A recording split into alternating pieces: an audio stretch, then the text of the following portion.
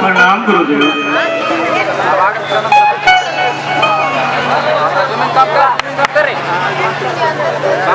अरे पता है यार। वाह वाह, तुमने तो कमाल कर दिया। मेरी पूरी शिक्षा सार्थक हुई। तुम तो रंग कौशल में सभी शिष्य से अग्रणी हो।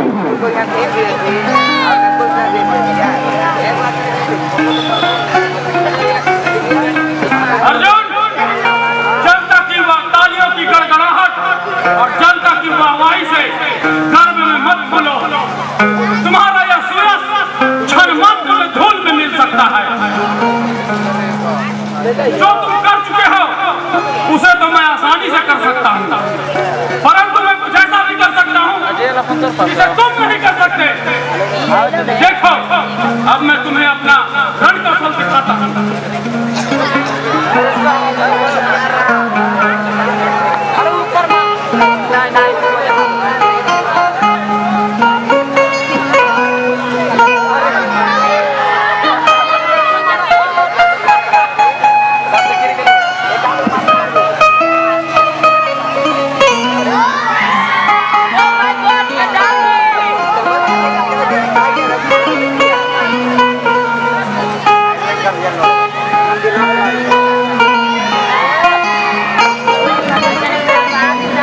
साबास वीर, साबास साबास वीर। अर्जुन, अगर तुम वाकई में युद्ध कला में प्रवीण हो तो मैं तुमसे द्वंद्व युद्ध करना चाहता हूँ।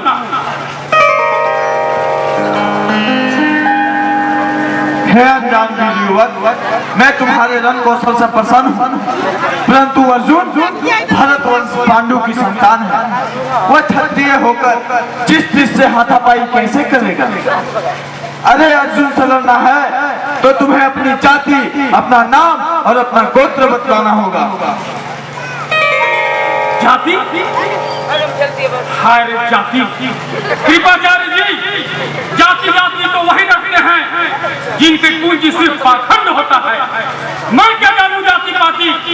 जाति मेरी ये भुजाएं हैं, भुजाएं बताएंगी कि मेरी जाति क्या है। मैं मानता हूँ तुम्हारी भुजाओं में काफी ताकत है, मगर इससे तुम्हारी जाति नहीं बतलाती।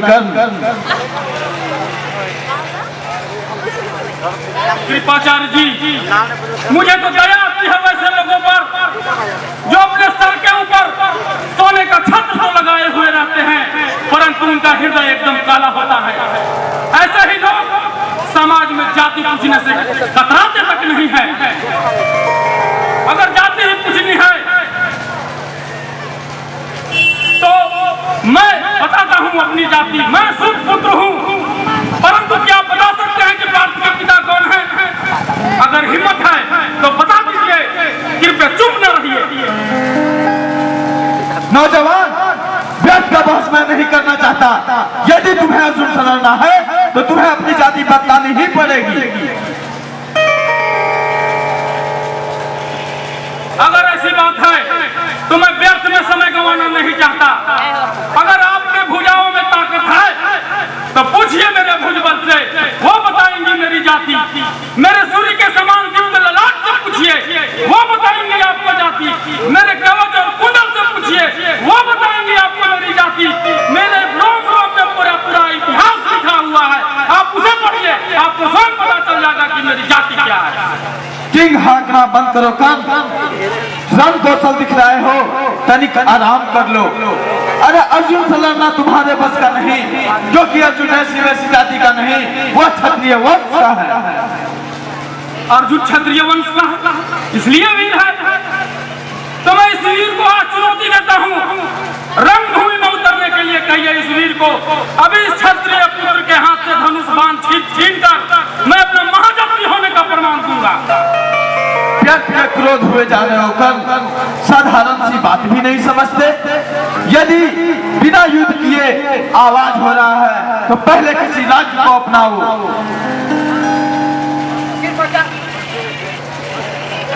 कृपाचार्य जी, इस तरह उस नर का अपमान करना बड़ा पाप है।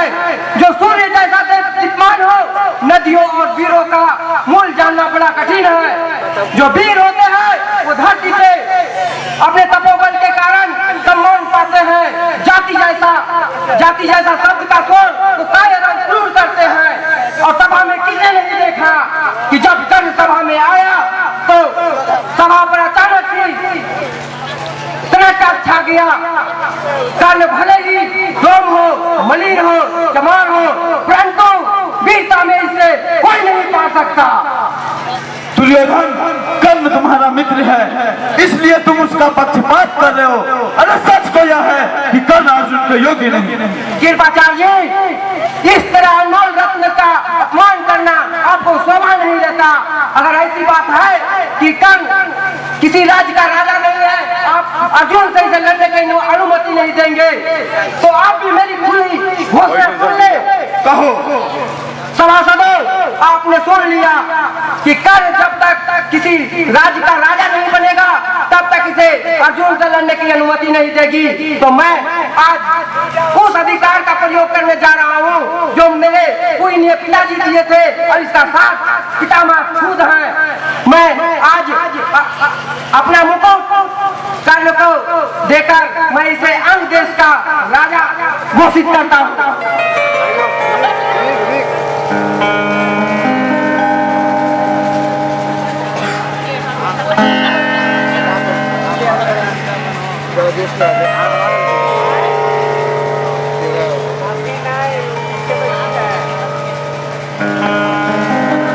दुर्योधन, मेरे मित्र, आज तूने मेरी लाज रख ली। तुम्हारा यह उपहार, तुम्हारा ये वेदना मैं कैसे व्यक्त करूं मित्र। सखे कर्ण, तुम्हारी आंखों में आंसू। अरे ये क्षुद्र प्रहार से तुम क्यों उद्भ्रांत होते जा रहे हो? मैं तुम्हें ये राज देकर कौन सा अनोखा त्याग कर दिया है? अरे कर्ण, अब तो मैं धन्य हो जाऊंगा जब तुम मुझे ग्रहण कर लोगे। दुर्योधन, आज मैं तुम्हें वचन देता हूँ कि हम दो देह और एक प्राण हुए। आज से हमारी मित्रता को कोई अलग नहीं कर सकता। मेरे मित्र, मैं बहुत कृतज्ञ हूँ तुम्हारे इस कार्य से। दुर्योधन मित्र, आज जो तुमने मुझे इस सभा में सम्मान दिया है, मेरे उत्थान का जो पहला बीज बोया है, मैं उसे किस ऋण को, इस ऋण को कौन सा दाम देकर चुकाऊंगा मित्र। एक काम करना कि मैं तुम्हारे कोई काम आ सकूं, अपना पीछे कदम कभी नहीं हटाऊंगा।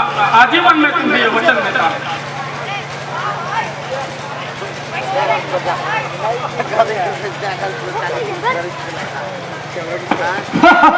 अरे जो आज तक घोड़े की घूस झाड़ने का काम करता रहा, भला वह सुतपुत्र कैसे कोई राज चला पाएगा?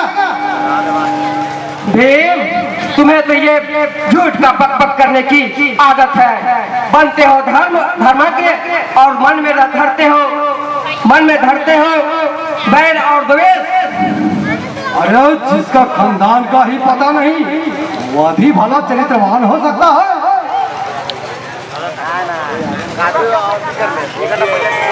सखे कर्ण, यदि यह सत्य है तो तुम अपने जन्म के रहस्य के बारे में जो भी जानता है वह प्रकट कर दो, क्योंकि दुनिया को सिर्फ किसी की झूठी शान नहीं दिखती है।